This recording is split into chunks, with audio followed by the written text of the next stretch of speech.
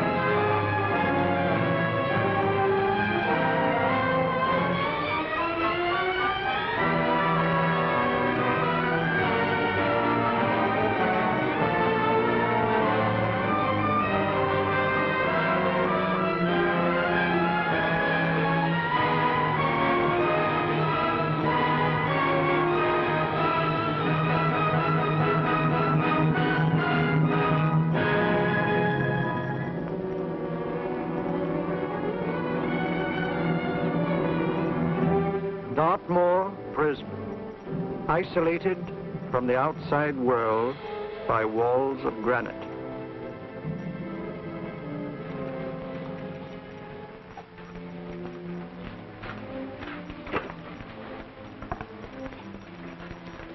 They say you could get out of here by merely telling what you know. You may or may not be another Scotland Yard bloke,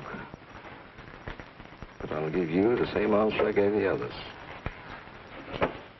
I still have 2 years, 8 months, and 6 days left in which to make musical boxes. That'll be sold at auction for the benefit of this delightful sanctuary. And I intend to serve them.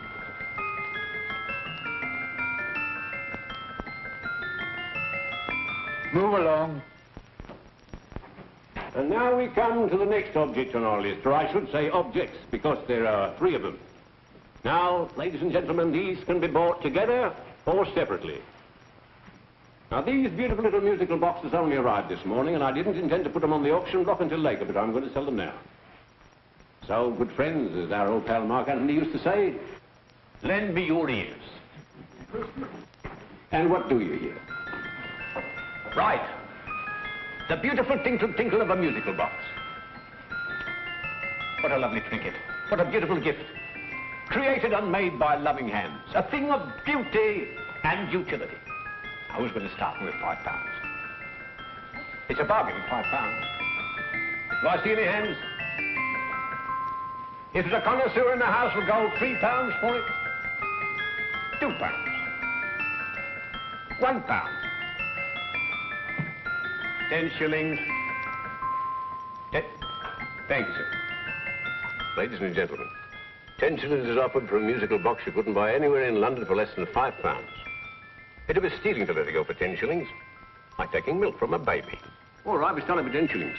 10 shillings, 10 shillings is offered, 10 shillings is offered, 10 shillings is offered. Will anybody give me £1? Will we £1? Oh, won't someone give me a pound? £1 is offered, £1 is offered, ladies and gentlemen, £1 is offered. It's against you, sir. Will you go to £2? Will you go to £2, sir? £2. £2 is offered. £2 is offered. Going once. Twice. Third and the last call. Sold to the gentleman for £2. Sorry, my dear. Now, ladies and gentlemen, comes the opportunity to purchase an exact duplicate of the beautiful little musical box just bought by this gentleman for the ridiculous low price of £2. Now, it's exactly the same. Exactly the same. Made with the same hands. You hear that? Isn't that lovely? That tinkle, tinkle, tinkle, tinkle. Sounds like Bow Bells to me, you know, with little angels pulling on the ropes, eh? Who'll give me £2 for it? Who'll start me with £2? Will anybody start me with £2? Oh, come, ladies and gentlemen. You know, from your enthusiasm, we might all be in Scotland instead of London. Please buy it for me, Daddy. £2, certainly not. We all might be in Scotland. Besides, I don't like his manner. £1, 10 shillings. £1. £1 is ours. £1 is offered. £1 is offered, going £1. Any advance? Going once, going twice. The third and the last call. Sold to the lady for £1.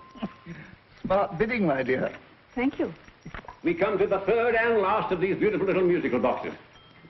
Exactly the same. Tinkle, tinkle. Isn't that lovely? Ladies and gentlemen, I don't bring you here to gull you and swindle you. This is the exact replica of those 2 I just sold before.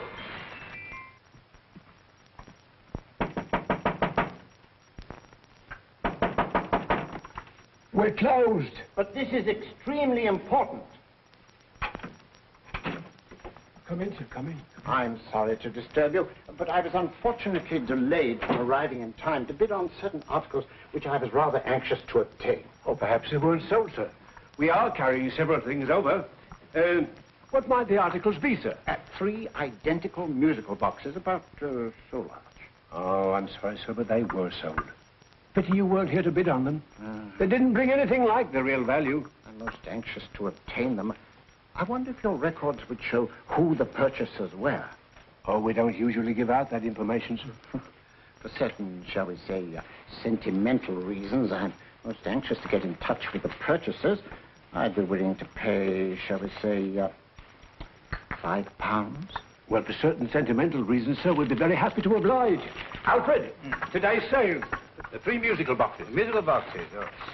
Ah, here we are. The first purchase for £2 from Mr. Julian Emery, 52 Portman Square. Write this address down, Alfred. Yes, sir.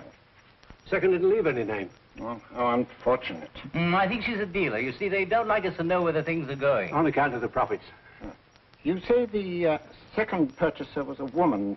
Can you give me a description of her? Oh, she was a young woman. Fairly tall, slender. Had a light complexion and dark hair, and she was wearing A grey suit, don't you remember? That's right. She probably runs a gift shop. She paid £1. You say she comes here fairly frequently? No, I didn't say so. But she does, sir. Like as not, she'll come in on Thursday. We have sales on Mondays and Thursdays. Oh. And the third box? The third, Mr. William Kilgore, 143B Hampton Way. For 10 shillings. Quite a drop from £2. Mr. Kilgore was a Scotchman. Oh. Thank you. You've been most helpful. Oh, thank you, sir. And any time you're passing, dropping, we always have lovely things for sale. Our card, sir? Thank you. I'll be back Thursday.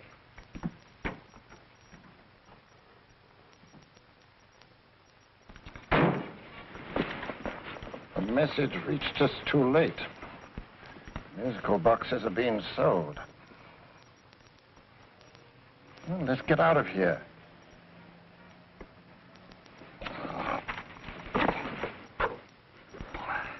Someday you'll go too far. Reaching for a star, you fool. Yet a fool may touch a star, Colonel Cavanaugh, if he but reach high enough. But not possess it as you would. The musical boxes, they're being sold. What a pity for you, my dear Colonel. Is it my fault that the message reached us only an hour ago? Is it my fault that they were sold? You can't hold me responsible for that. Hope for your sake you're right.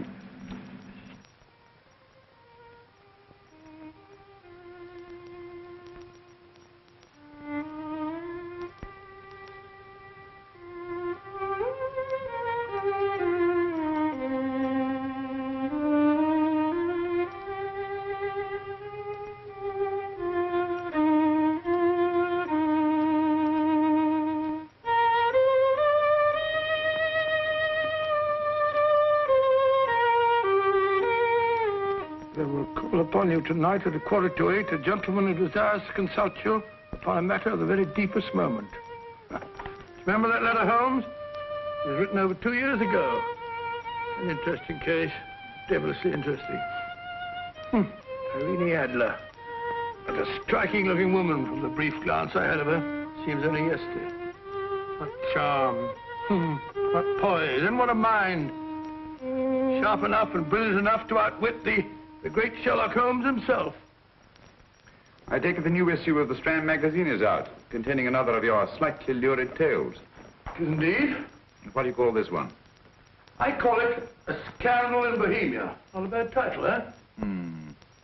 If you must record my exploits, I do wish you'd put less emphasis on the melodramatic and more on the intellectual issues involved. More on the What do you mean by that? Well, I do hope you've given the woman a soul. She had one, you know. By the woman, I suppose you mean Irene Adler. Yes. I shall always remember her as the woman.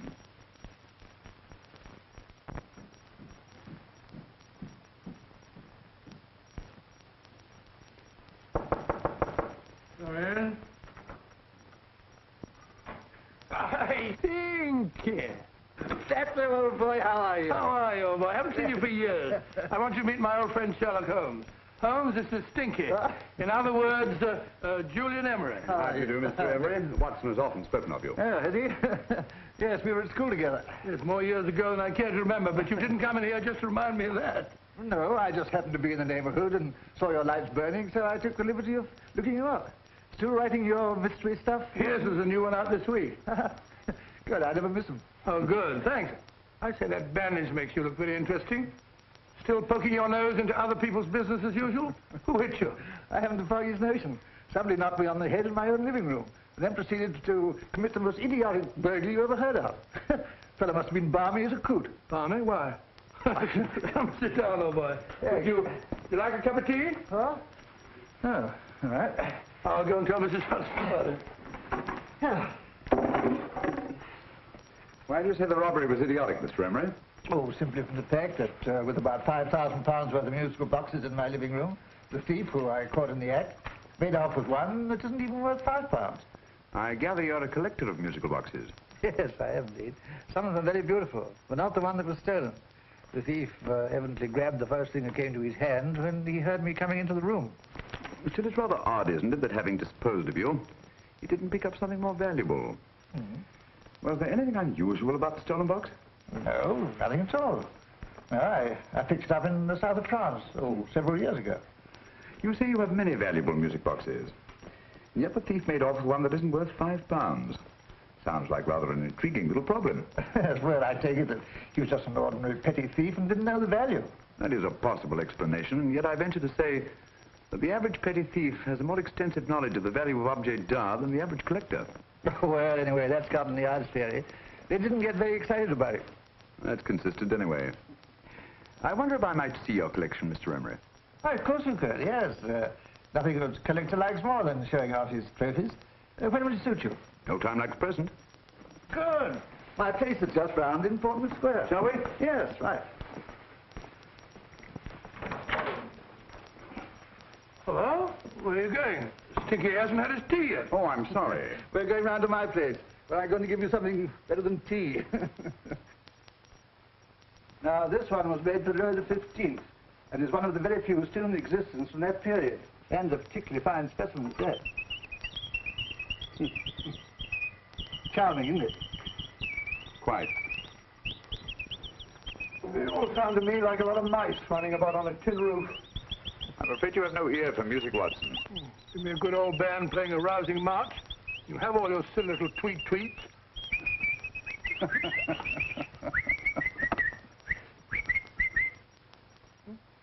No room.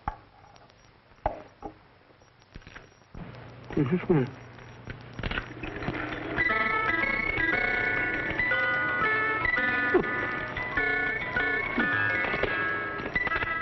Stupid thing. Singing rabbit. What would you say offhand is the value of a box like that, Mr. Emery? Well, it's hard to say offhand, but I think we'll bring about £500 or £600 today. It's the gem of my collection. Yet a thief who steals an oddity like a musical box passes up one worth £500 for one of almost no value at all. Odd. Very odd. What was the stolen box like, Mr. Emery? Oh, just a plain wooden box about so big. Mm-hmm. As a matter of fact, I have one over here almost exactly like it. I picked this up yesterday at an auction room in Knightsbridge. Paid only £2 for it. Of course, I wouldn't in the ordinary way add one like this to my collection, but the tune intrigued me. I'd never heard it before.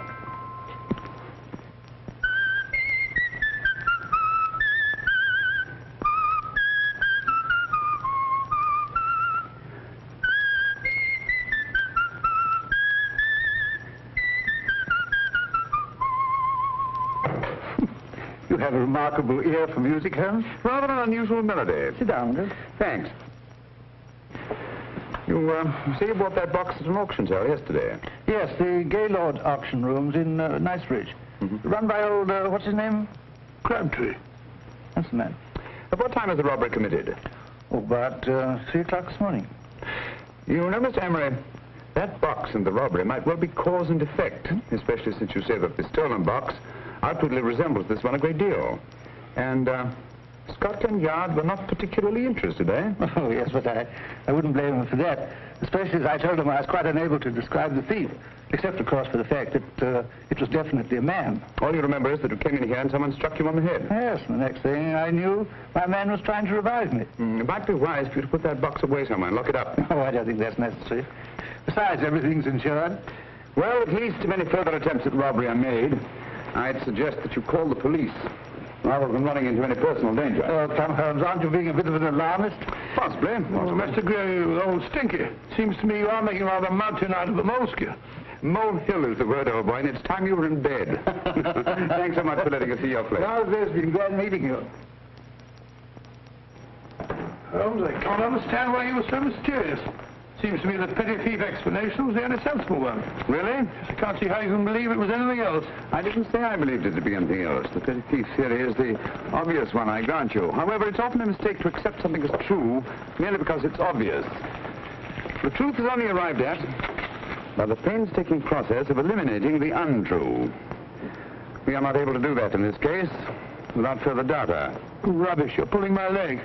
You're trying to turn a cut and a halfpenny robbery into an international plot. No, I'm not.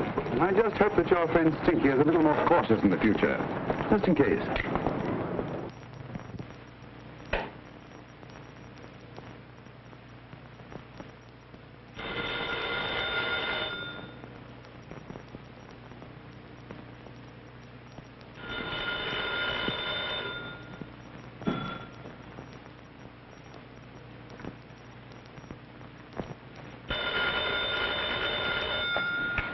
Yeah?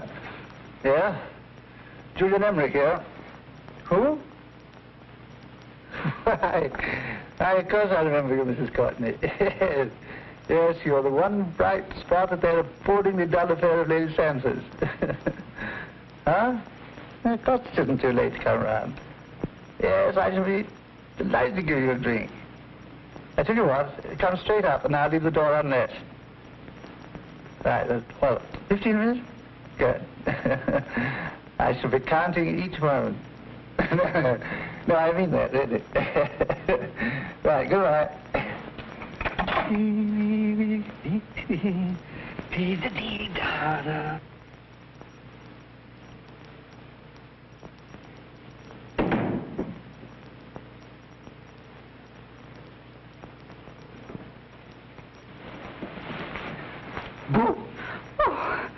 You startled me. Did I? Yes. Must be the pixie in me.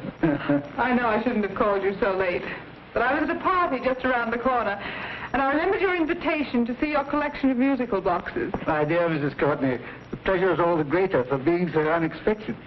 My friends call me Hilda. Thanks. Mine called me Stinky. Thank you, how quaint. Oh, what a perfectly wonderful collection of musical boxes. You know, when you told me you had a collection, I had no idea it was so attractive. Yes. They appeal to the ear as well as to the eye. Oh, what a plain little one. Why, it looks just like a country cousin amid all this grandeur. No. You mustn't underestimate the country cousin. Only last night a burglar broke in here, and with all these to choose from, went off with one very much like it. Really? Yes, I don't mind the loss of the box so much, but I do resent this crack on the skull. But it makes you look so interesting. Oh, do you think so? It's funny, that's what old Fatso said. Fatso? I mean, Dr. Watson. He was here this evening with a friend, a Mr. Holmes. He's interested in my collection, too. Sherlock Holmes? Yes. Do you know him? I've heard of him. Yes, he seems to think I'm in some sort of danger. What a haunting tune. It takes me right back to my childhood. Really? Do you know, it's odd that you should be interested in that particular musical box. Odd? Why? Because Mr. Holmes is also interested in it. He may have been more interested in the tune than in the box. My dear, yes, that's right. I remember now. He whistled it note for note, having heard it only once. Really? He must be a remarkable man. Bit of an alarmist, if you ask me. Don't you believe in warnings? Of course not. Who'd want a box like that? I would. You're not serious. Oh, but I am. Well, you put me in a very awkward position. I'm a collector, you know. And the collector buys but never sells. But if the price were high enough... Price has nothing to do with it. It's the principle of the thing. Yes, well, we haven't had our drink. No, thanks. I must be getting along. Must you really? I'm afraid so. You're not walking out on me, are you? My reputation. Stinky. I say, you know, you are an attractive woman. Thanks.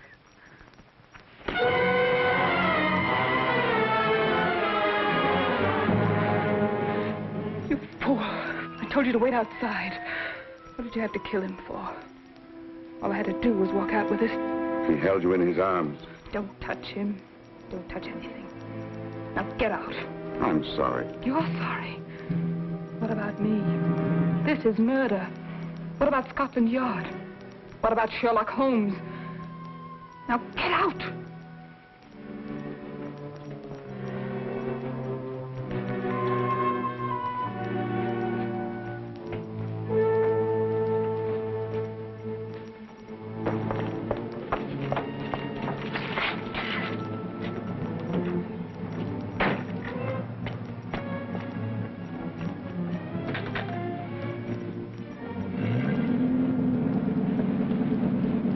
Did you get it? Good. Did you have any trouble with him? Just a matter of murder. Mr. Holmes. Hopkins? Thanks for coming so promptly. Inspector Lestrade suggested that I call through to you. Mr. Emery was the client of Mr. Holmes, Inspector. Indeed. You didn't mention that when I telephoned you, Mr. Holmes. Well, not exactly a client, Inspector. Sergeant Thompson? He was killed between the hours of 11 and 2 o'clock this morning, Mr. Holmes. Must have been someone he knew, someone of whom he had no suspicion. Poor old Stinky. It's all my fault. I should have prevented this. Well, it's no time to start talking about that now, Doctor. Apparently it's gone. That's the second attempt on the musical box that Emery bought at the auction sale. And this time it was successful. But that box was only worth £2. It was worth a man's life, Watson. I think we'd better pay a visit to Gaylord's auction room and that fellow Crabtree.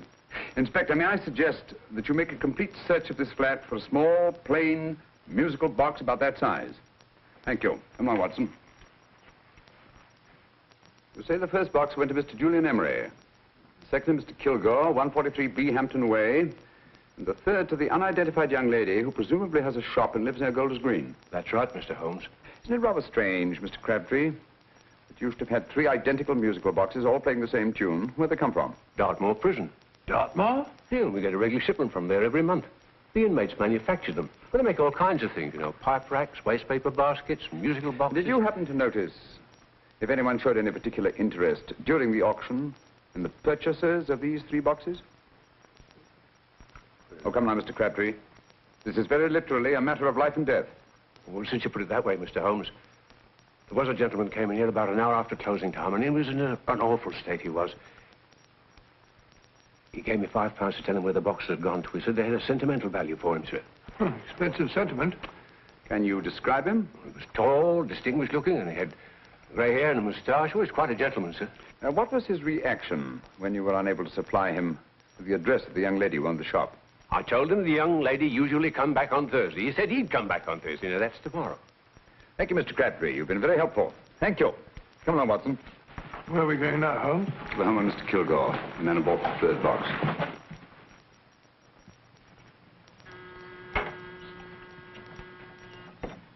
But hang it all, Holmes, how do you know those other 2 musical boxes are of any importance? I don't, but I certainly have no intention of waiting until the owners are murdered to find out. No one at home. I hope that's the explanation. I'll have a look through this window.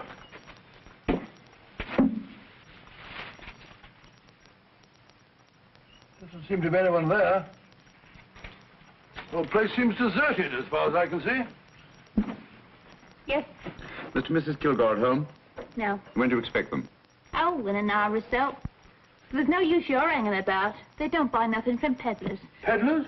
My good woman, this is Mr. Sherlock Holmes. Sherlock Holmes? Oh, go on. Do you mind if we come in and wait? My business is rather urgent. Well, I've got to go out and do my shopping. And I don't know if Mrs. Kilgore'd like any strangers nosing about. Quite all right, I assure you. Well, I've got to be off. It's too late in the parlor. And no smoking either. Mrs. Kilgore says it smells up the house. Funny old girl, Holmes.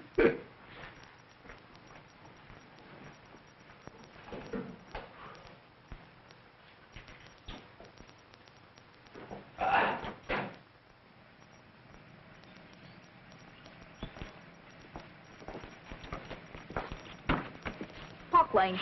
Park Lane?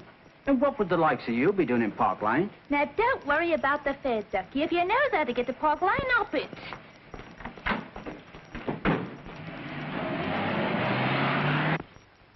You know, Holmes, I've been thinking.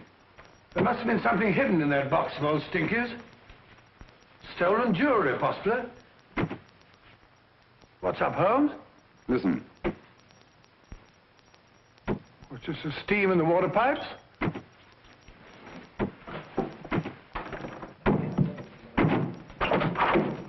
Watson! Great Scott! Come on, Holmes. Get on the chair here. It's all right, my dear. There. Now, don't worry. It's all over. There you are, dear. Don't cry anymore. She tied me up and shut me in the cupboard. I know. She won't come back. Did you show her your new musical box? Yes, she said she wanted to hear it play. And as soon as I showed it to her, she grabbed hold of me. I know. Now, don't worry. We'll buy you a new musical box. Yes, my dear, the best one in London. Watson. Oh, what a fool I've been. What do you mean, Holmes? She took the musical box out of this house in that market basket, right under our very noses. Why could the Kilgore charwoman want to take the music box? She isn't a Kilgore charwoman. She's a consummate actress. An extremely clever, unscrupulous woman who will stop at nothing. Take care of the child, will you, Wolfella, till her parents get back. Explain everything to them. Of course I will. But, Holmes, where are you going? Somewhere, somehow. I must get to the young lady who bought that third musical box before our opponents find her. I only hope that I won't be too late. Oh, no. No, darling, you mustn't cry anymore. Now, cheer up. Would you like to hear old Uncle make a noise like a duck?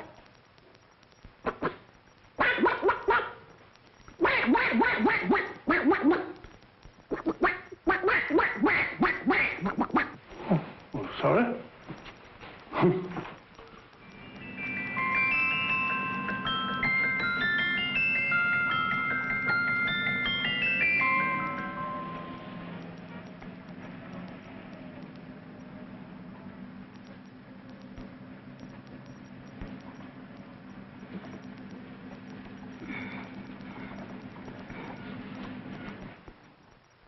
Now, ladies and gentlemen, how much am I offered for this beautiful lace Dresden china figurine? A lady of the French court. Now, this is the genuine article. What a beautiful ornament for your mantelpiece. Or you could use it as a centerpiece on the dining room table. Now, will somebody start me for £10? Will somebody start me for £10? £8? £7? All right, £5 is offered, £5 is offered, £5 is offered, £5.10, £5.15, £5.15. £6 is offered, £6, going once, going twice.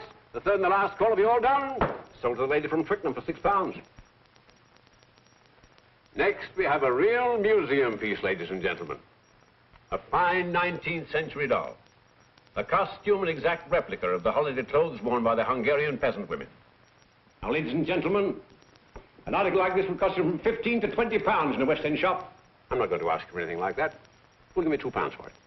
£2. Anybody offer me £2? £2 for the area? £2? £1. What? Does anybody give me £1? Anybody offer me £1 for the doll? £1 is offered, ladies and gentlemen. £1 is offered. Now, I'm not going to waste your valuable time or mine in trying to get one half of what this beautiful doll is worth. If the young lady can steal it for £1, that's her good fortune. So it's going once, it's going twice, the third and last call. Any more? Sold to the young lady for £1. And now, ladies and gentlemen, may I draw your attention to something which may be a great surprise to you, worthy of any collection. The only other one like it is in the British Museum. It's a Ming vase of the 7th dynasty. This vase lay in a large collection somewhere outside Rome for over 2 centuries, I understand. It was discovered there by the noted antiquarian, Sir Andrew Coppleston. Now, some of you may remember Sir Andrew Coppleston. Besides being a noted traveler and antiquarian, he's also a gentleman rider.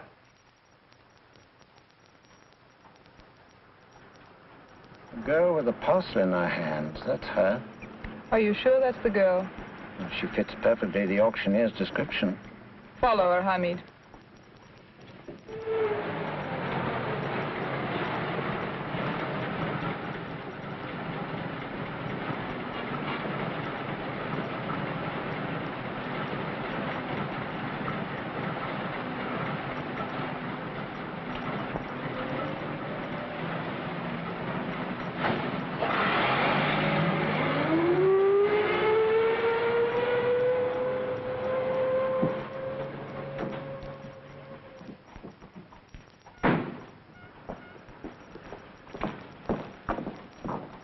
It's lovely, dear. And only £1. We can get at least 3 for it. Easily. I'll go make some tea. I could do with a cup. Right.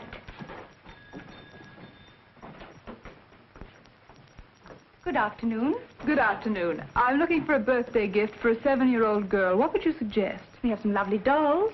Now, this Hungarian I think she has enough dolls already. Books are always welcome. Well, I'm looking for something a little different. Oh, that's rather cute. What is it? Well, that's a musical box. Children always love them. And this is an exceptionally nice one. It plays many tunes.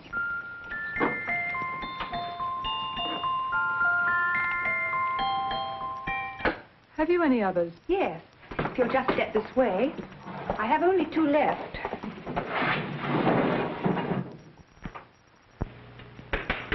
How nice.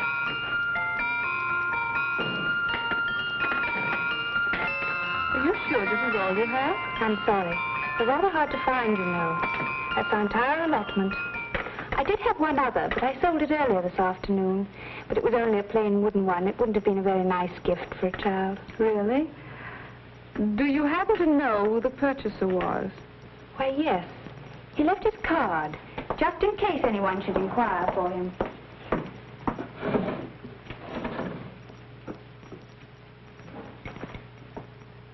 How interesting. I'm sorry, but I'm afraid I'll have to look a bit further. Thank you anyway. Good afternoon. Thank you.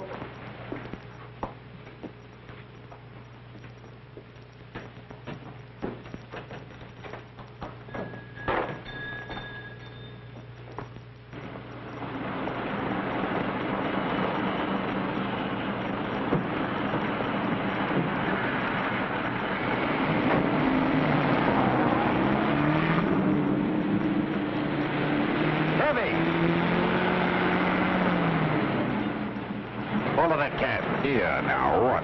Scotland Yard. Hop in.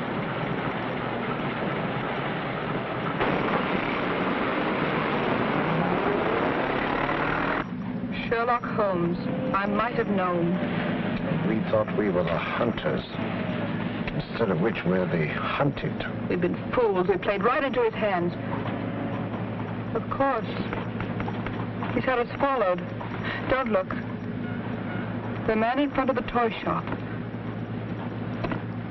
Hamid. Turn sharp right at the next corner and again at the next.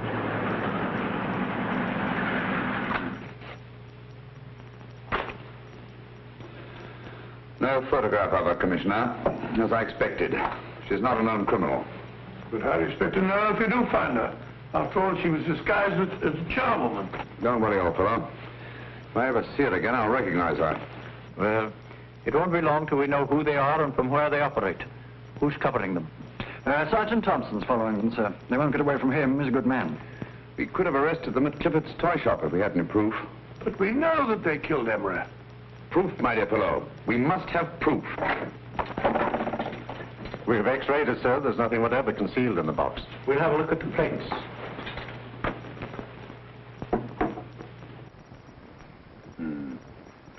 There must be some clue. And it's probably so obvious that we've all overlooked it. Seems to me we're up against a bunch of lunatics. Not lunatics, my dear fellow. Extremely astute, cold-blooded murderers. What can these little musical boxes have in them that's so important? Don't forget, they were made in Dartmoor prison. You can smuggle stuff into prison, but not out. You want us to break the box apart, sir, to see if there's anything the X-ray hasn't caught? No, not yet. Do you mind if I take it? Certainly. Thanks.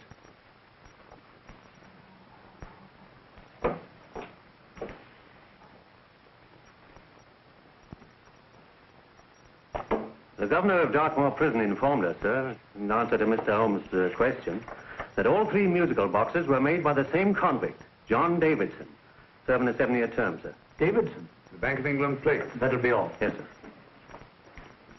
Now we're getting somewhere. Wait a minute. How did you know about the plates, Mr. Holmes? I'm a student of crime, Inspector. I make it my business to know about such things. And when the name of Davidson was mentioned... Well, who is this fellow Davidson? As long as Mr. Holmes seems to know all about it already, I suppose there's no harm in telling you. 2 years ago in London, there occurred a robbery of such tremendous importance. although the stolen articles themselves have no intrinsic value whatsoever, that the Home Secretary was instrumental in seeing that not a word of it appeared in any newspaper. But you never told me anything about this, Holmes. You were away at the time. Articles of no intrinsic value and yet of such importance? I don't understand. Davidson was apprehended within 15 minutes of committing the theft. But by that time, he'd hidden the articles in question and they've yet to be found. Before going further, Dr. Watson, I must inform you that this matter is not to be mentioned outside of this room. Of course not. Do I look like a man who'd gossip? Let's not go into that now, old fellow, shall we? Davidson had been employed for years in a position of extreme trust by the engravings department of the Bank of England. The articles he stole were nothing less than the complete duplicate set of plates for printing £5 notes. What? The Bank of England's own plates? Precisely. And with those plates, a gang of crooks could flood England with £5 notes, not forged in the usual sense of the word, but notes undetectable from genuine Bank of England notes in any way whatsoever. Good heavens. Any whisper at all might have resulted in enormous damage in shaking public confidence in the Treasury. We tried everything after we arrested Davidson. Offered him a shorter sentence if he'd tell us where he'd hidden the plates. Why, we even put in Scotland Yard men with him as cellmates, but no result. Obviously, Davidson is a man of strong character and infinite patience. Yet suddenly he feels impelled to smuggle out the secret of the hiding place of the plates to his confederates. Why? I don't understand, Mr. Holmes. Well, for example, has the Bank of England made any plans to radically change the design of the £5 note so that in, say, 7 years from now, notes made from the stolen plates would be worthless? Confidentially, Mr. Holmes, such a move was discussed. But replacing all the £5 notes in circulation would be such a Herculean task that nothing's been done about it as yet. I see. Of course, there is another possible explanation. Davidson didn't have much time to find a hiding place before he was captured. He may be afraid that the plates will be accidentally discovered before he's released. Hence his anxiety to communicate their whereabouts to his confederates as soon as possible. I believe you've hit it, Mr. Holmes. I'm sure that the message is contained in this musical box. Or rather, in all 3 musical boxes, since possession of all 3 seems to be essential. Our opponents have 2/3 of the puzzle, we have 1/3. Oh, what are you going to do, Holmes? Try to deduce the message from the 1/3 that we have.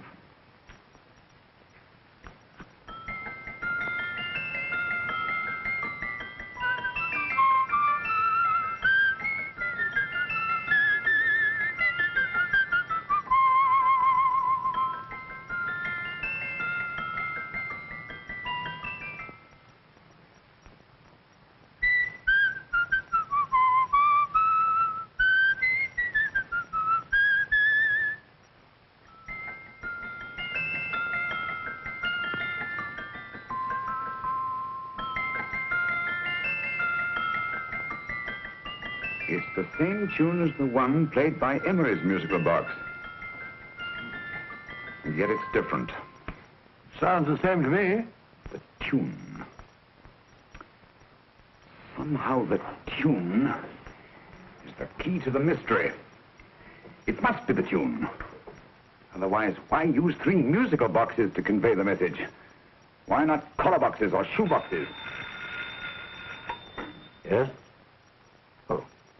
It's for you, Inspector. Oh, thank you, sir. Inspector Hopkins speaking. What? Where? Golders Green Station reports they've just found Sergeant Thompson's body. From the tire marks on his clothes, he was apparently run over by a taxi. What an unfortunate accident. Not an accident, my dear fellow. I'm afraid it's murder.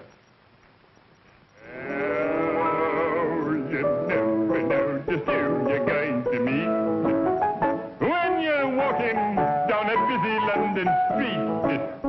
Mrs. Orchid, Mrs. Brown, any subject of the crowd. Oh, you never know just who you're going to meet. So you better hold your topper in your hand, just in case you meet a lady on the Strand.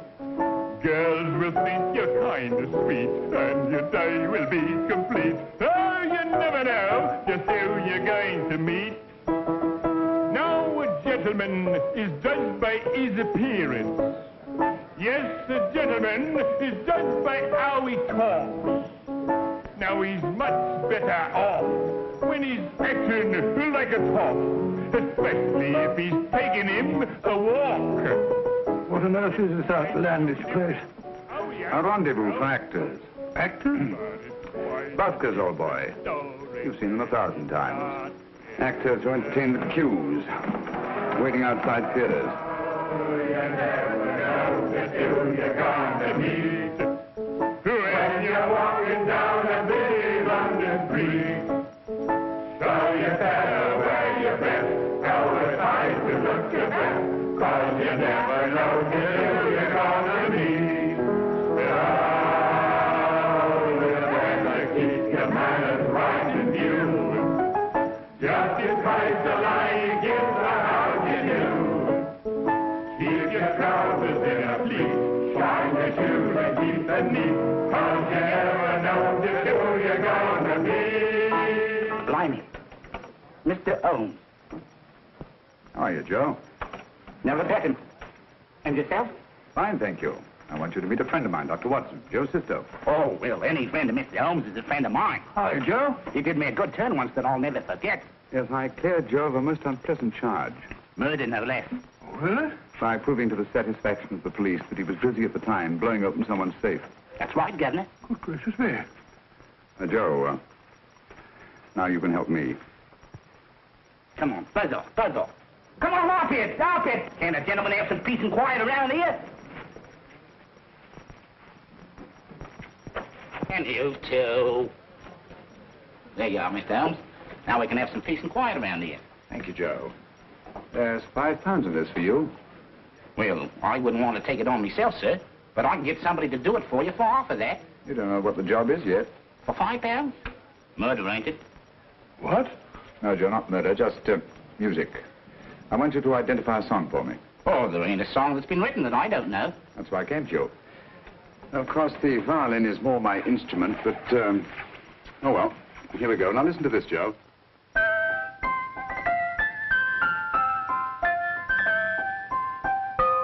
Wait a minute. You're playing that wrong. That should be E natural, not E flat. You know the song? Oh, yes. It's an old Australian song called, The Swag Man. But you're playing it all wrong. That's what I hoped you'd say. Now listen again, Joe.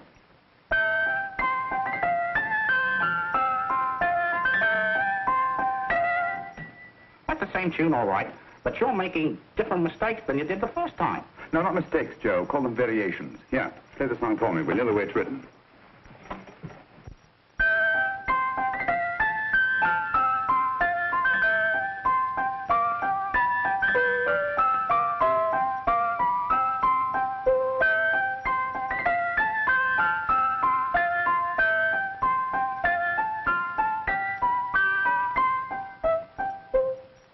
There you are. Thank you, Joe. What's it mean, Holmes? You onto something? Perhaps. I don't know yet. It's probably a code of some sort. Joe? Could you write the song down for me? The way it was originally written? Oh, sure, Mr. Holmes. But it'll take a few minutes. Here, Mabel. Pale ale. Come on, off to it. Along with it.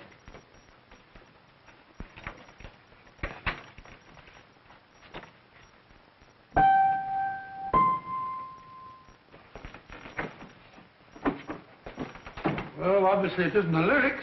No combination of those words made any sense at all. The variations in the way Emery's musical box played the tune are different from the variations in the one we have. You sure? Quite. You see, I took the trouble to memorize the tune as played by Emery's box that night we were with him in his flat. Holmes, you amaze me. Elementary, my dear fellow. One of the first principles in solving crime is never to disregard anything, no matter how trivial. Why are 3 boxes? Why not 1? Because the message was obviously too long to be conveyed by any one variation. Then there's the 3rd box, the one that woman took from the Kilgores. That contains yet another set of variations. Yes, well, it's all beyond me. Well, all we have to do now is to find the secret of the variations. Not a very easy problem to solve, my dear fellow.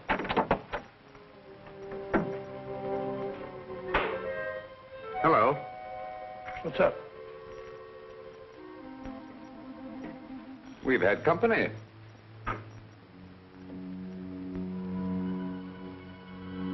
I say, this is outrageous. Ask Mrs. Hudson to come in here, will you? Right.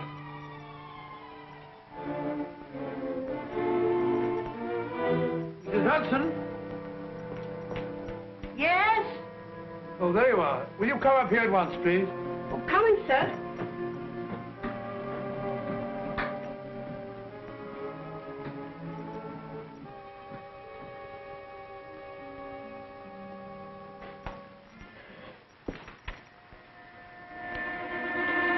Mercy me, Mr. Holmes. What has happened? Who called while we were out, Mrs. Hudson? Just a young lady.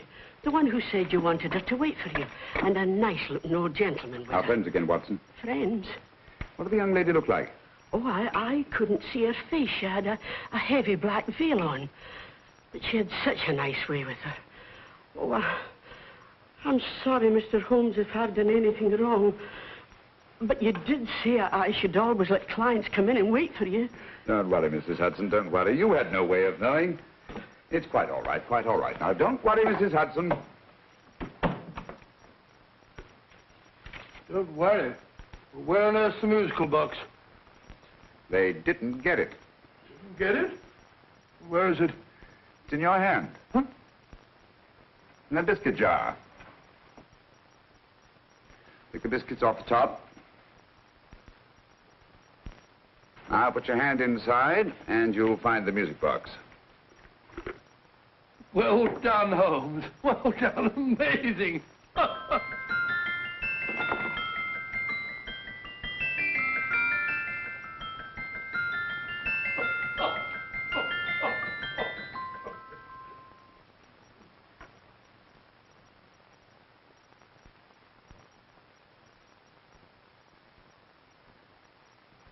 Whew. Nice fresh smell. Like a pub after closing time.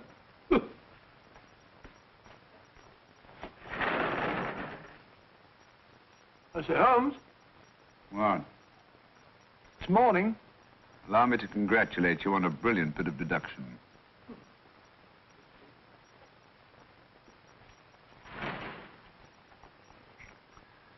It's not a transposition, not a polygraph transposition, not a trigraph, nor any known form of decoding. how about the Morse code? Have you tried that? Yes, at about 3 o'clock this morning. I'm sorry, old man, I was only trying to help.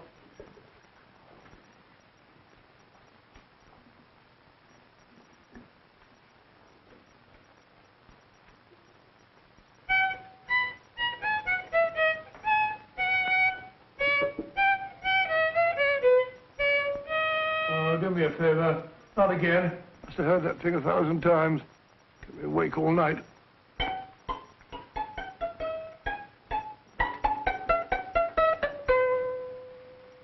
Not a very distinguished composition, I grant you. You know perfectly well I don't know one tune from the other. When I was a kid, my people tried to have me taught the piano. I've always felt sorry for that old teacher of mine. The poor old girl finally reached the point of numbering the keys for me. 1, 2, 3, 4. Even then, I never progressed beyond... Numbering the keys, Watson. The 19th key of the keyboard is the 19th letter of the alphabet. S. Here. Write this down when I give it to you, old fellow, will you? First altered note. Write S first. Now, the 8th key is H. The 5th key, E. The 12th key, L. The 6th key, F. S-H-E-L-F. Shelf. Your piano lessons were not in vain, old fellow. You've solved it. Thank you. Thanks, old bean. Oh, Liz. We now have 2/3 of the message. Behind books, third shelf, secretary, Dr. S. Presumably, these are the first and second portions of the message. And this gang has the first and third parts of it. Precisely. Then it's a stalemate? Yes, Commissioner, but we can't leave it like that. There's no doubt in my mind that they'll try to secure our third of the message that's missing. Well, I assume you've taken every precaution to guard the Clifford music box. Oh, yes, it's carefully hidden at Baker Street with Dr. Watson on guard. However, I'm reasonably certain that difficult as it may be, we can find the plates even without the missing part of the message. Behind books, third shelf, secretary, Dr. S. Well, outside of the fact that Davidson hid the Bank of England plate somewhere in London, Mr. Holmes, I don't see that we've progressed at all. Allow me to point out to you, sir, the key words, Dr. S. It looks as if the plates were hidden in the house of the doctor. Whether S stands for his first or last initial remains to be determined by a process of elimination. Well, there must be 10,000 doctors in London with S for a first or last initial. Precisely. And every one of them will have to be questioned in person. That's why I say this is a task for Scotland Yard. It's a task, all right. But Scotland Yard has searched worse haystacks and found a needle. Well, for the time being, I'll leave the matter in your hands, gentlemen. We'll call you if and when we get a lead on our mysterious Dr. S. In the meantime, I intend to follow up a little clue concerning a cigarette.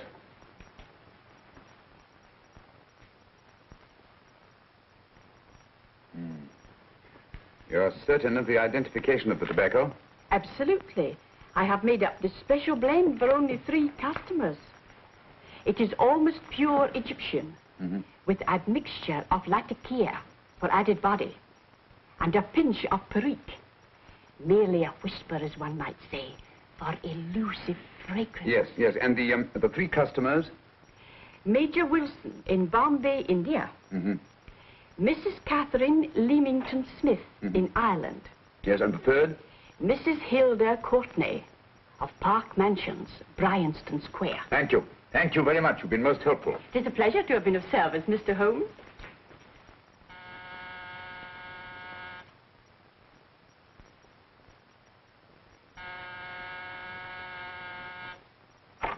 Yes? Mrs. Courtney? Yes. My name is Sherlock Holmes. Oh, do come in. Thank you. I've heard of you, of course, Mr. Holmes. I believe we have a mutual friend in Sir Edward Brookdale. He's spoken to me of you quite often. Indeed. And to what good fortune am I indebted for this visit? I think you know Mrs. Courtney. Well, I did get a summons for speeding last week. But outside of that, I don't think I'm of any interest to the police. Oh, come now, Mrs. Courtney. You seem to forget that you and I have met before.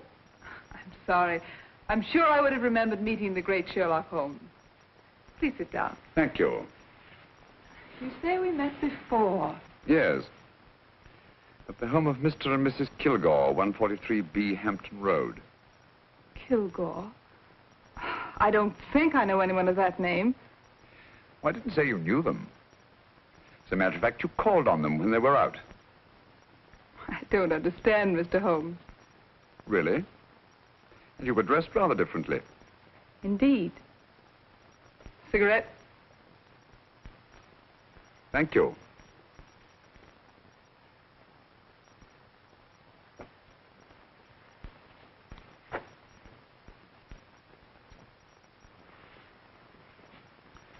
Thank you. You know, Mrs. Courtney, people generally forget, in assuming a disguise, that the shape of the ear is an almost infallible means of recognition and identification to the trained eye. Evidently, you've mistaken me for someone else. Oh, no, not at all. Though naturally, I expected your denial. But when you paid your visit to my rooms at Baker Street, you carelessly left behind another identification. They're, identical, aren't they? Yes, I must admit they are. You see, Mr. Holmes, to catch one as clever as you, I had to use a very special lure. I knew you'd be unable to resist the bait of my cigarette, having read with great interest your monograph on the ashes of 140 different varieties of tobacco. I should advise you not to move, Mr. Holmes. I must congratulate you on your ingenuity, Mrs. Courtney. It was indeed a brilliantly designed trap. Thank you, Mr. Holmes. Praise from a master is indeed gratifying. I shall always cherish the memory of your flattering words. Memory? Precisely. I'm afraid these gentlemen have a most regrettable task to perform. Unless, of course, you care to turn over the missing musical box with your pledge to take no action against us in the future. I'm afraid that will be impossible. I thought that would be your answer. Hamid! careful! Careful. There's no need to be unnecessarily rough with our distinguished guest. You realize, Mr. Holmes, that your demise will not take place here, the corpus delicti, you know. Well, naturally. Shall we go? It's so fearfully awkward having a dead body lying about. Don't you agree, Mr. Holmes? Another dead body shouldn't weigh too heavily on your conscience, Mrs. Courtney.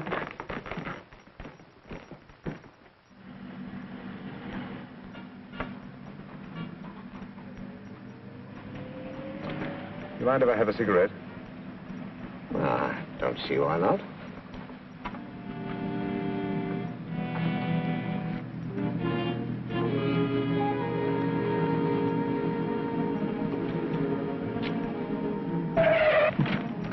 Be careful, Hamid. It's the brakes, they bind. Thank you, Colonel Kavanagh. It's very considerate of you.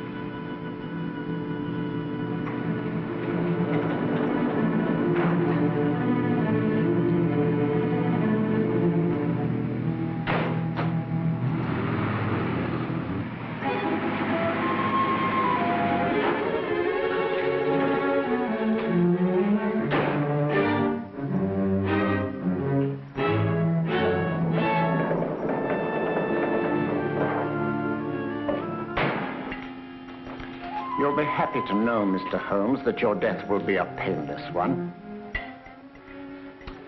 Hamid, attach this to the motor of the taxi.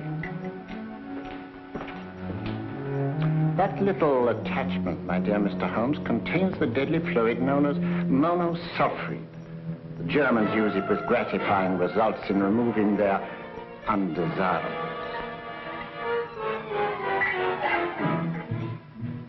Start the motor.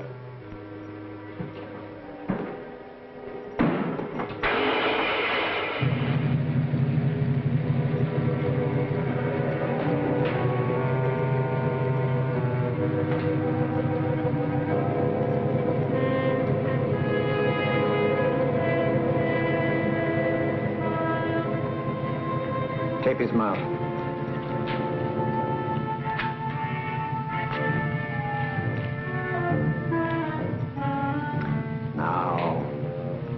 Up with him, Hamid.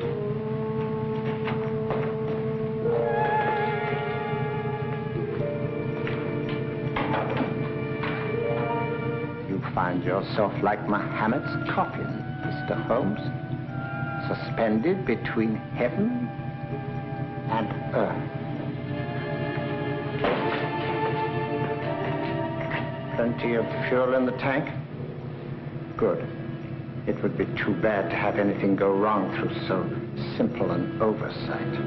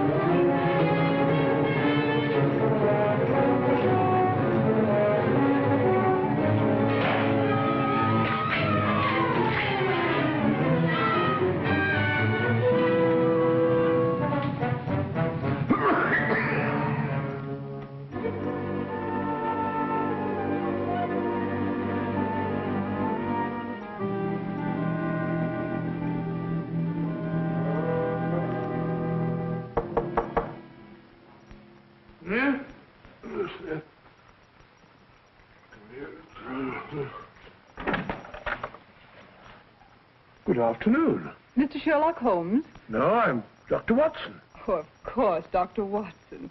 How stupid of me. Oh, so stupid of me. Won't you come in? Well, I really came to see Mr. Holmes. Oh, I'm afraid he's out. I don't know when he'll be back. Perhaps there's something I can do. Won't you sit down? Thank you. You know, Sherlock Holmes and I have been engaged on a great many cases. Oh, really? Yes, indeed. As a matter of fact, this very moment we're involved in one of the most baffling, Won't you tell me your trouble, and I may be able to help you. It's very kind of you, Dr. Watson. Perhaps if I wouldn't be imposing too much. Imposing? Oh, there's no imposition at all. A pleasure, I assure you. Now, tell me all about it, Miss Williams. Mrs. Williams. I live in Surrey, Dr. Watson, and I've come up to London in sheer desperation. My only sister has disappeared, and the local police seem utterly unable to find her. Well, Holmes and I solved a case exactly like that once. Very interesting, as far as I remember. I call it the adventure of the solitary cyclist. Oh, sorry. Now I come to think of it, it wasn't so very similar. Entirely different. I don't think what I was saying. Where were we? She's only 17, Dr. Watson, and until she disappeared last Thursday, she seemed to be in the best of spirits. Well, possibly a romantic entanglement? Oh, no, nothing of the sort. She left no note, didn't even pack a bag, no explanation. She just started to walk to the village from our house in broad daylight and simply vanished from the face of the earth. Oh, there. Might I have a glass of water? Glass of water. Have one minute.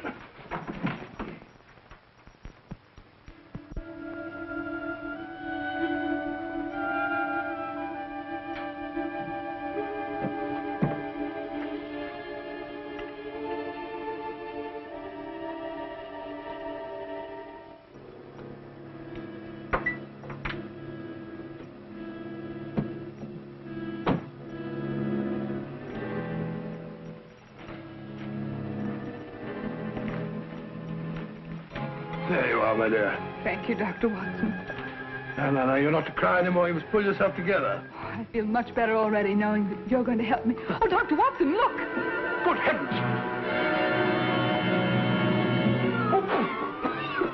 Get through the fire brigade, quickly! Haven't you a fire extinguisher? By George, we have in the kitchen.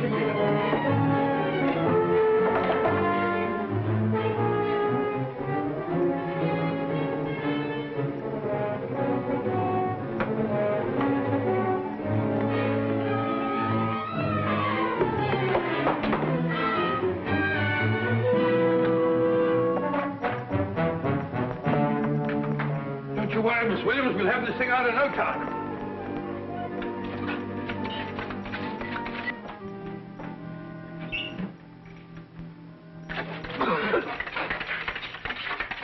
That's got it. Get the bear. Well, you see, there was no need for the fire brigade after all. I hope you weren't too frightened, Miss Williams. Gone. That's the trouble with women. They always lose their heads in an emergency. Well...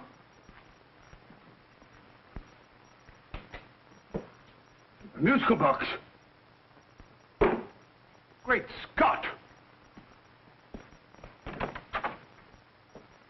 Miss Williams!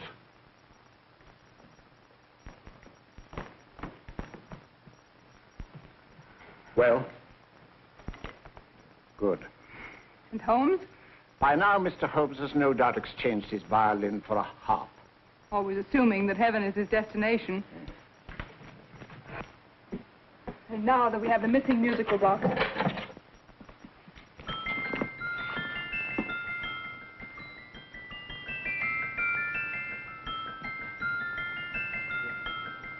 Nineteenth note.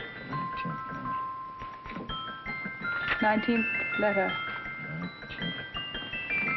Yes.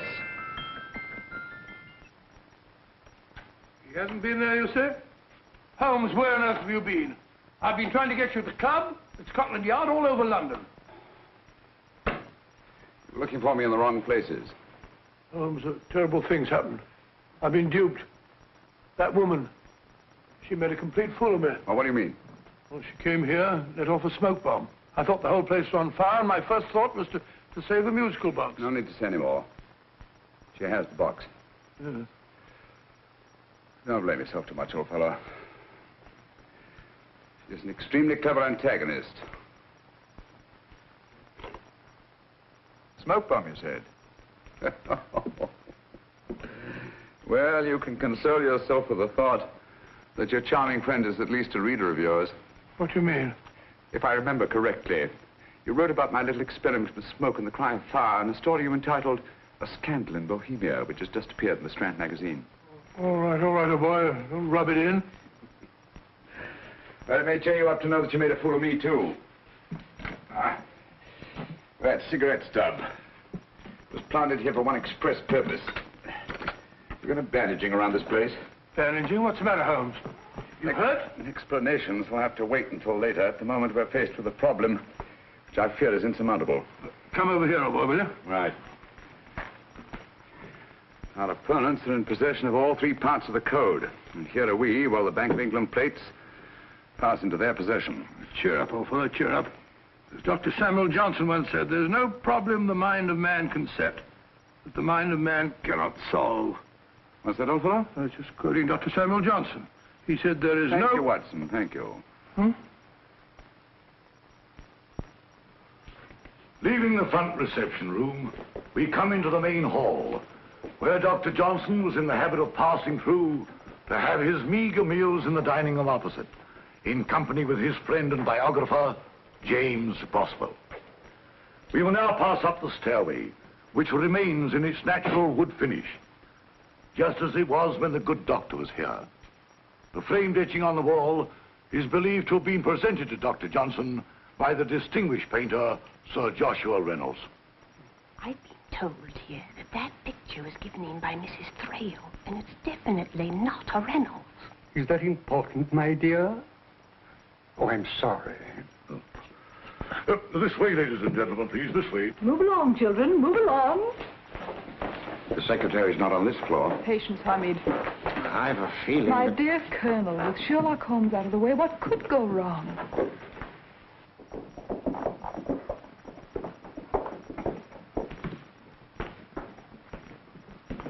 And here we have the Garrett Library, in which Dr. Johnson wrote his famous dictionary, and in which you will see also many of the great man's books and other items of interest. Step forward, ladies and gentlemen, please, step forward. Standing in the corner is the secretary, which contains many of the original works by the literary genius. On this table, Dr. Johnson's cat, Hodge, used to sleep while his master worked. A strange thing about this cat, ladies and gentlemen, was its love of oysters. They do say that the dear doctor often went hungry to find the cat that delicacy. What a pity. Now we will visit the grain room, which is immediately below us, in which you will see the very bed in which Dr. Johnson died. What did he die of? Gout. Just gout. This way, ladies and gentlemen. Mind the steps, please.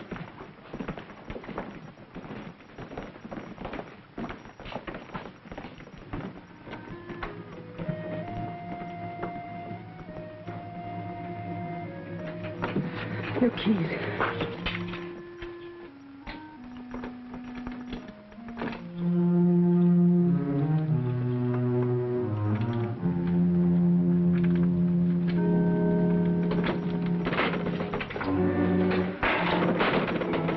Third shelf up.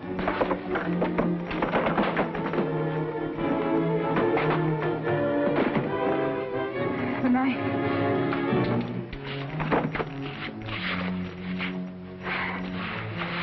Gentlemen, the Bank of England plates. Well, Mrs. Courtney, so we meet again. No, I shouldn't do that if I were you, Colonel Cavanaugh. I must congratulate you, Mr. Holmes. You're far more clever than I thought. Thank you, Mrs. Courtney. Praise from you is indeed gratifying. I shall always cherish the memory of your flattering words. Memory? Oh, thank you. And now I have a most regrettable task to perform.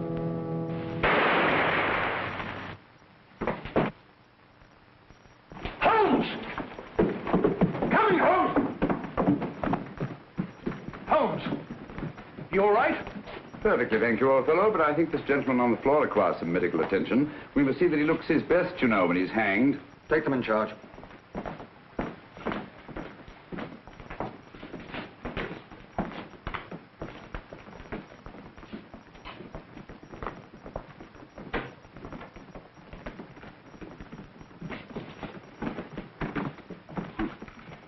brilliant antagonist. It's a pity her talents were so misdirected. Will you see that these plates are returned to the Bank of England, Inspector? I still don't understand how you solved it, Mr. Holmes. It's entirely due to Dr. Watson. He gave me the clue when he mentioned Dr. Samuel Johnson. Well, congratulations, Doctor. Oh, thank you, Inspector. I don't think I'd have done it entirely without Mr. Holmes' help, you know.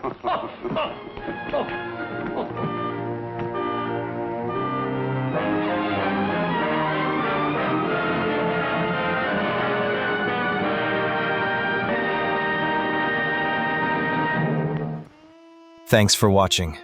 Hit subscribe to keep the magic of classic cinema alive.